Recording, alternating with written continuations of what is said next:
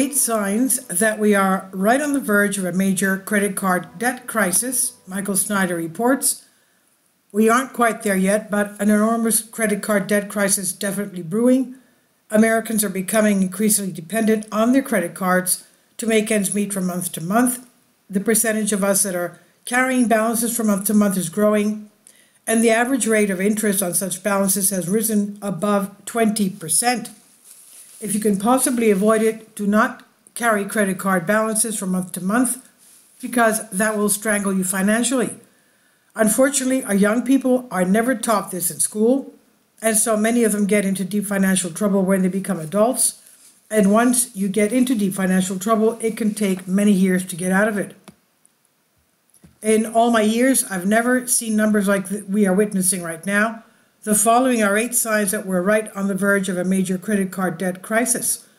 Number 1, the total amount of credit card debt in the United States has surpassed the $1 trillion mark. It is now at the highest level ever recorded. The New York Federal Reserve reported earlier in August that total credit card debt surged to $1.03 trillion during the 3-month period from April to June, an increase of $45 billion or 4.6% from the previous quarter. It marks the highest level on record in Fed data dating back to 2003. Number 2, the average rate of interest on credit card balances has now risen to a new all-time record high of 20.63%. The dual increase in credit card usage and delinquency rates is particularly concerning because interest rates are astronomically high right now. The average credit card annual percentage rate, or APR, hit a new record of 20.63% last week, according to a bank rate database that goes back to 1985. Number 3, a whopping 47% of all U.S. cardholders are now carrying balances from month to month. Many cardholders from all age and income groups are carrying over credit card balances, with 47% saying they do so, up from 39% in December 2021. The survey carried out in July finds, age-wise, 53% of Gen Xers carry over card balances from month to month. Next were Gen Z consumers, 52%, followed by millennials, 49%, and baby boomers, 41%. Number 4, the average credit card debt level in the United States just continues to grow. The annual average credit card debt grew to $7,227, according to the survey. However, U.S. consumers in some states held more debt than others. Connecticut residents had the highest average debt level of $9,408, surpassing the national average by 30%, according to the survey. Right behind it were credit card holders in New York, registering the second highest average debt of $9,165. Number 4, most Americans are not running up credit card debt because they're making frivolous purchases.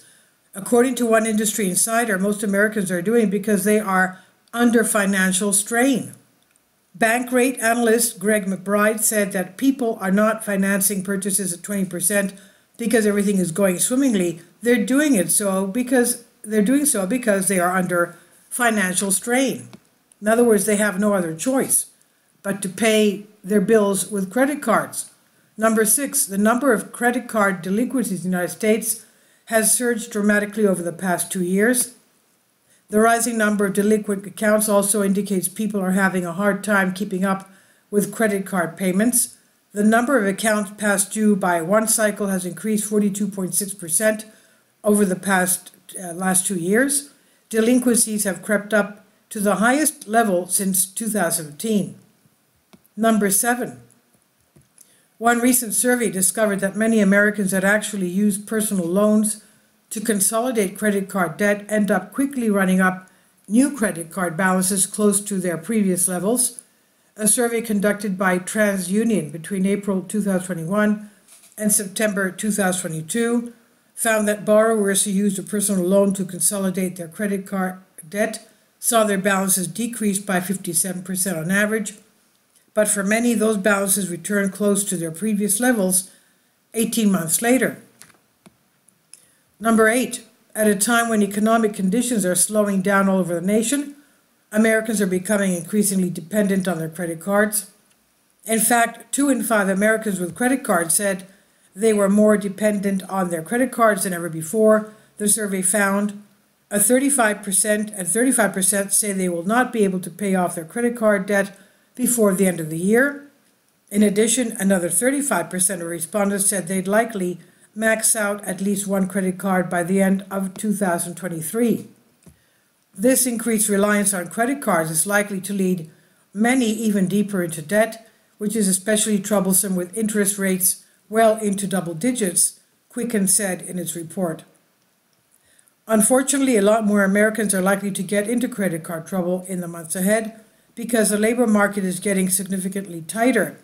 In fact, we just got some new numbers that have created quite a bit of alarm, with consensus expecting only a modest drop in the July job opening from 9.582 million to 9.5 million.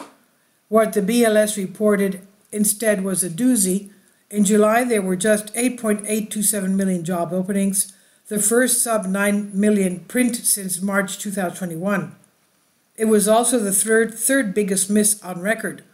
Worse, had the BLS not drastically slashed the main numbers from 9.582 million to laughable 9.165 million, the drop would have been almost 800,000 job openings, and yes, today's downward revision continues the recent trend of every single data point in the Biden administration being revised sharply lower in subsequent months in a coordinated propaganda attempt to make the economy look stronger, then quietly revise it away when everyone forgets. The economy is clearly headed for a very rough period in the long term. Outlook is even worse. So now is not the time to pile on more debt. Instead, now's the time to batten down the hatches. I would very much encourage you to get lean and mean financially, because those that carry high levels of debt are likely to experience a lot of pain during the stressful years ahead. Michael Snyder reports, and this is authored by Michael Snyder. He says, "My name is Michael. My brand new book entitled End Times is now available on Amazon. In addition to my new book, I've written 6 other books that are available on Amazon, including 7-Year Apocalypse, Lost Prophecies of the Future of America, The Beginning of the End, and Living a Life That Really Matters, Commissions Earned. When you purchase any of these books, you help to support the work that I'm doing.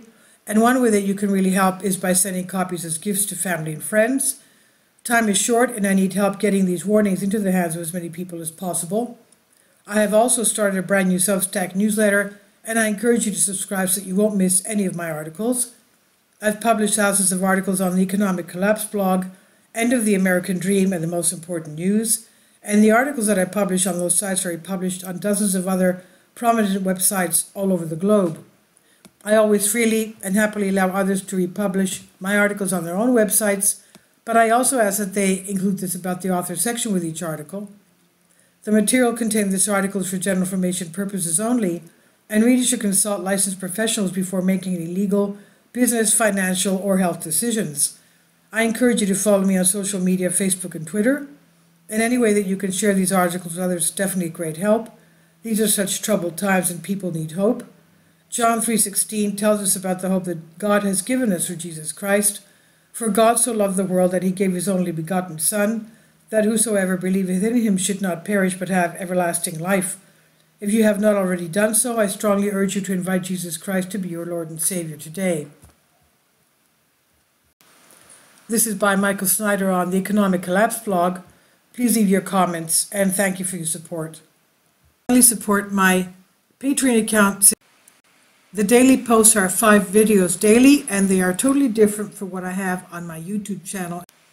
Thank you so much for your support, and that you find all my content so interesting. You'll find the Patreon account details in the description box below.